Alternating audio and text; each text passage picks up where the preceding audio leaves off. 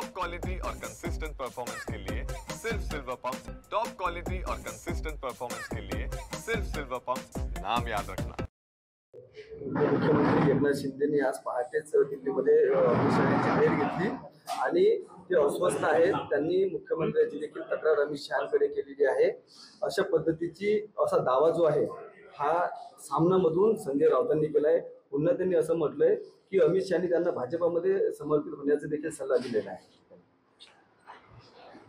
जेव्हा विचारांनी काही पक्ष काम करतात आणि विचाराच्या माध्यमातून सत्तेत आल्यानंतर त्यांच्याकडून एक अपेक्षा असते। मात्र सध्याचं महाराष्ट्रातील जे सरकार आहे सत्तेकरता आलेलं स्थापित झालेली ही युती आहे आणि केवळ सत्ता हे ध्येय डोळ्यासमोर ठेवून आलेली आहे।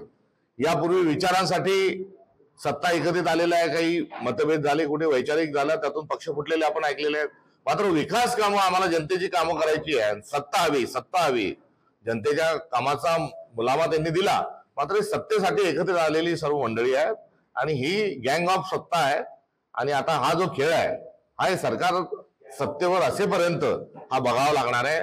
कधी राष्ट्रवादी नाराज, तर कधी शिंदे सेना नाराज, तर कधी आतले पक्षातील नाराज। त्यामुळे हा मान अपमान, राजी नाराजी आणि अस्वस्थता आणि शेती करायला जाणे हे आपल्याला आता सगळेजण ही सत्ता ही महायुती सत्तेत असेपर्यंत हाच खेळ बघावा लागणार आहे।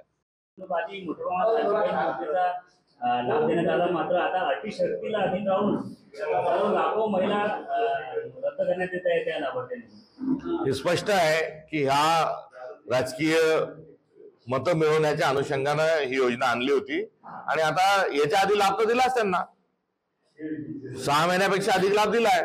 मग आता हा चुकीचा लाभ दिला असेल तर तो जे अधिकारी आहेत ज्यांनी हे प्रकरण मंजूर केले त्यांच्या पगारातून ही वसूल करण्यात यावी। राजीनामा झाला आणि त्याची घोषणा अजित पवार करतील म्हणून आता त्यांचा राजीनामा कधी होईल, नैतिकता गुंडाळून ठेवलेली आहे, त्यामुळे तो कधी होईल काय होईल हे काही माहित नाही।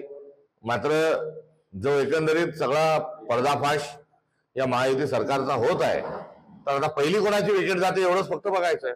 करुणा मुंडेंनी पोस्ट केली फेसबुकला, तिने असं म्हटलंय की 2 दिवसापूर्वीच धनंजय मुंडेचा राजीनामा आदित्यनाथांनी घेतलाय, परंतु आज रात्री किंवा उद्या ते जाहीर होऊ शकतं अशी पोस्ट। एकामागे एक अनेक राजीनामे हे झालेले आपल्याला बघायला मिळतील। कुठे अंतर्गत धसमुसेमुळे तर कुठे जे स्कॅन्डल्स आहेत ते सगळे बाहेर आल्यामुळे हे आपल्याला बघावं लागणार आहे। आता यात पहिली विकेट कुणाची जाते तेवढं बघायचं। राज्यात महिला व मुलींच्या अत्याचाराच्या घटना कमी होताना दिसत नाहीयेत, पण नव्हे तर आता केंद्रीय राज्यमंत्र्यांच्या मुलीला त्याला सामोरे जावं लागलं। त्यामुळे पुन्हा एकदा प्रश्न उपस्थित झाला की सर्वसामान्य जनतेचं महिलांचं काय। निश्चित हा प्रश्न फार गंभीर आहे आणि हा प्रश्न गेल्या 15 दिवसापासून आम्ही सरकारला विचारत आहोत। त्याचा सीसीटीव्ही बंद असल्याचं पत्र जेल प्रशासनाला दिले।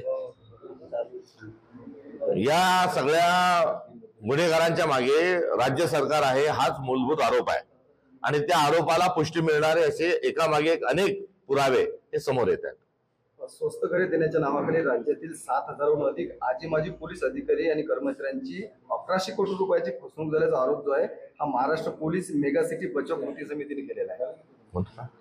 ही आजी माजी जे अधिकारी आहेत पोलीस त्यांची 1100 कोटी रुपयांना फसवणूक झाली असा आरोप जो आहे महाराष्ट्र पोलीस मेगा सिटी बचाव आंदोलन समितीने केलेला आहे। पत्रकार त्याची चौकशी व्हावी।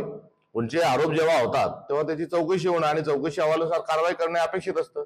मात्र हा कोणी पण आता आम्ही एवढ्या मतदार याद्यांमध्ये बोगस नाव नोंदणी झाली आरोप केला आता आणि आरोपच नाही केला तर आम्ही माहिती दिली, पुरावे दिले आणि चौकशीची मागणी केली। हे चौकशीला सामोरं न जाणारं सरकार आहे।